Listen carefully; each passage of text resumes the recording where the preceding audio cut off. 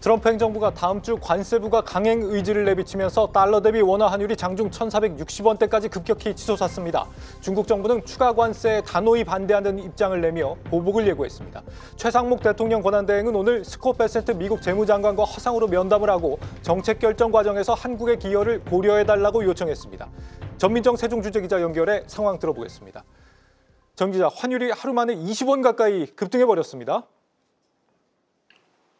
네, 그렇습니다. 원달러 환율은 어제 종가보다 8원 오른 1,451원에 개장하면서 약 2주 만에 다시 1,450원대로 올라섰습니다.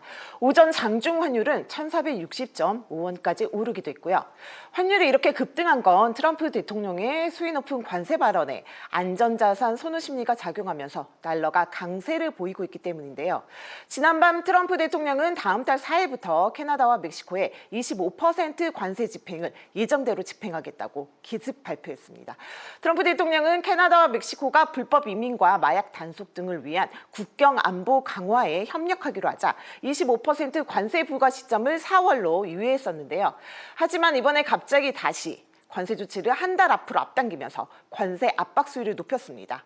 또 이달 초 모든 중국산 제품에 10% 추가 관세를 부과한 데 이어 다음 주 10%의 추가 관세를 매기겠다고 밝혔는데요. 트럼프 대통령 말대로라면 기존 관세에 20% 추가 관세를 부과하는 셈이 됩니다. 미국이 패권을 다투는 중국뿐만 아니라 유럽, 캐나다 등 우방국에도 무차별적인 관세 칼날을 휘두르면서 미국발 글로벌 무역 전쟁이 확전할 가능성이 커졌는데요. 글로벌 무역 위축이 예상되면서 수출 의존도가 높은 한국에 미칠 타격도 우려되는 상황입니다. 네, 중국도 보복 의지를 내비치면서 강대강으로 치닫는 분위기인데, 그런데 이게 우리 대중 수출에도 악재로 작용할 위험이 있다고요? 네, 맞습니다. 이달 초 관세 부과 당시 즉각 보복 조치를 내놨던 중국은 최대 정치 이벤트인 다음 달 초 양회를 앞두고 이번에도 보복 조치를 내놓을 가능성이 있는데요.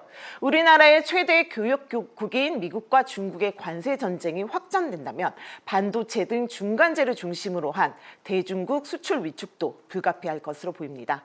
한국무역협회에 따르면 지난해 한국의 대중국 수출액 1,330억 달러 중 86%가 메모리 반도체, 디스플레이, 무선통신 부품 등을 포함한 중간재인데요. 대중 관세 부과로 미국의 IT, 가전시장이 위축되면 중국 내 생산이 줄어들고 한국의 대중국 중간재 수출 감소로 이어질 가능성이 높습니다. 지난 바이든 행정부에서 대중 반도체 수출 통제 조치를 들고 나왔을 때 삼성전자 등 국내 반도체 기업들이 대중 수출길이 막혀 휘청인 것과 같은 현상이 또다시 반복될 수 있다는 얘기입니다. 네, 외국인 코스피 지금 순매도 규모가 1조 원을 넘어선 상황입니다. 불안감이 커지고 있는데 마침 오늘 한미 경제수장이 화상 면담을 가졌습니다. 어떤 내용이 오갔습니까? 네, 우리 경제사령탑과 통상수장이 연쇄적으로 미국 재무부 산업 담당 장관을 만났습니다. 먼저 오늘 오전 최상목 대통령 권한대행은 스콧 베센트 미 재무부 장관과 화상 면담을 했습니다. 트럼프 2개 행정부 들어 처음으로 이루어진 양국 경제 컨트롤 타워 간 회담입니다. 최 권한대행과 베센트 장관은 트럼프 행정부의 관세 조치, 한국의 대미 투자 계획과 환율 정책 등 양국 현안에 관해 폭넓게 의견을 나눴는데요. 특히 최 권한대행은 상호 관세 등 관세 정책 결정 과정에서 한국의 미국 경제에 대한 기여를 고려해 줄 것으로 요청했습니다. 미국을 찾은 안덕근 산업통상자원부 장관도 현지 시간으로 27일 오전 워싱턴 DC 상무부 회의실에서 하워드 러틀리 상무부 장관과 만났습니다.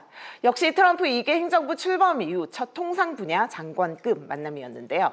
이 자리에서 안 장관은 철강, 알루미늄, 자동차, 반도체 등 품목별 관세뿐만 아니라 상호 관세 대상국에서 한국을 면제해달라고 요청했고 관련해 실무 협의 채널을 구축하기로 합의했습니다.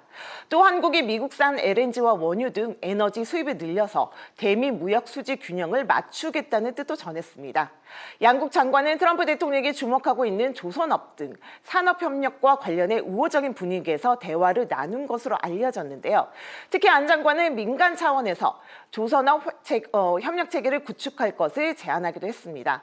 다만 러틀리 장관은 한국에 대한 관세 계획을 구체적으로 언급하지는 않았는데요. 권한대행 체제의 정상 외교 부재에 따른 한계가 여전히 남아 있는 상황입니다. 지금까지 세종 스튜디오에서 전해드렸습니다.